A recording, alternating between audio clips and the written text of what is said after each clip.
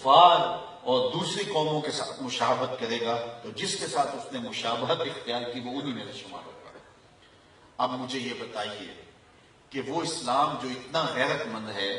کہ ایسے امور میں بھی مشابہت گوارا نہیں کرتا جو اسلام میں کسی واجب اور فرض سے نہ ٹکراتے ہوں،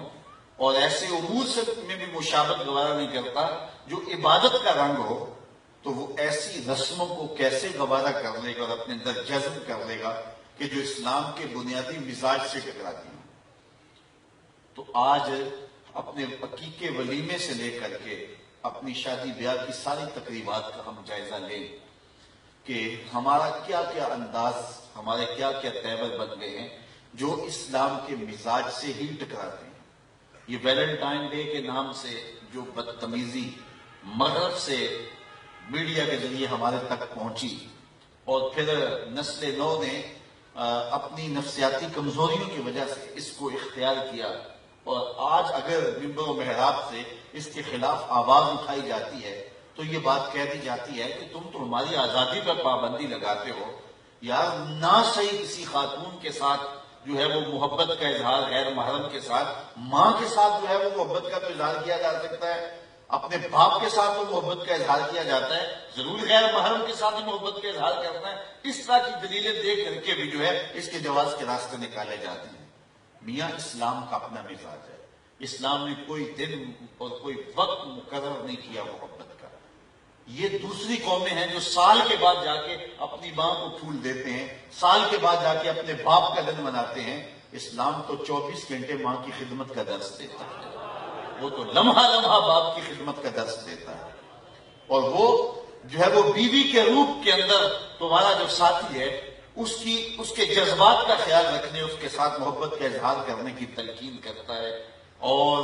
دکھی انسانیت کے ساتھ، بوڑھوں کے ساتھ، بزرگوں کے ساتھ ایک دن مقرر نہیں ہوتا کہ اس متعینہ دن کے اندر ان کے ساتھ محبت کا اظہار کرنا ہے، باقی 364 دن آپ بھول جاؤ کہ وہ جس حالت میں بھی پڑے ہیں پڑے رہے، ایک دن اظہار محبت کر دیا اور پھول پیش کر دیے اور پھر اس کے بعد فارغ ہو گئے اور حق ادا کر دیا۔ اسلام کہتا ہے کہ تمہاری ساری زندگی ان کے ساتھ محبت کا ایک منہ بولتا ثبوت ہونا چاہیے، اور تمہارا انداز اور تمہارا طرز زندگی ایسا ہونا چاہیے کہ ان کو جب ضرورت ہو تم ان کے سر پہ کھڑے ہوئے نظر آؤ۔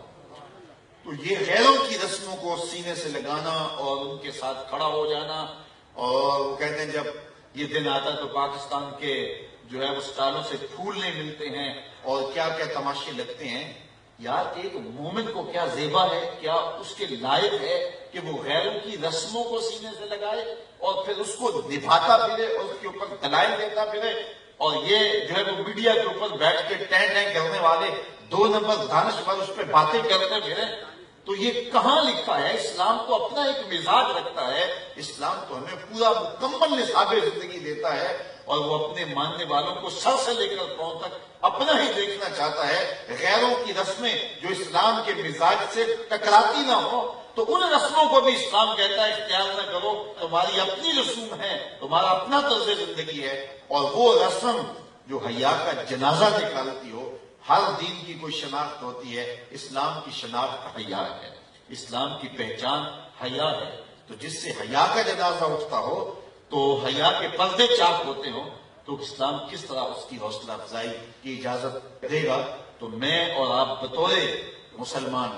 اپنے آپ کو اور اپنی اولادوں کو اور اپنے ماحول کو پاکیزہ رکھنے کی کوشش کریں، اور ہمارا طرز زندگی، ہمارا انداز معاشرت سر سے لے کر پاؤں تک شریعت کے سانچے میں ڈلا ہوا ہو، آدھا تیتر آدھا بٹیر نہیں، بلکہ سر سے لے کر پاؤں تک ہم مسلمان ہوں۔ اور فرمایا گیا یا ایھا الذین آمنوا ادخلوا فی السلم کافہ، اے ایمان والو آئے ہو تو پھر پورے پورے آؤ، اس چمن میں پیروے گل گل ہو یا تلویز گل، یا سراپا نالا بن جا یا نوا پیدا نہ کر۔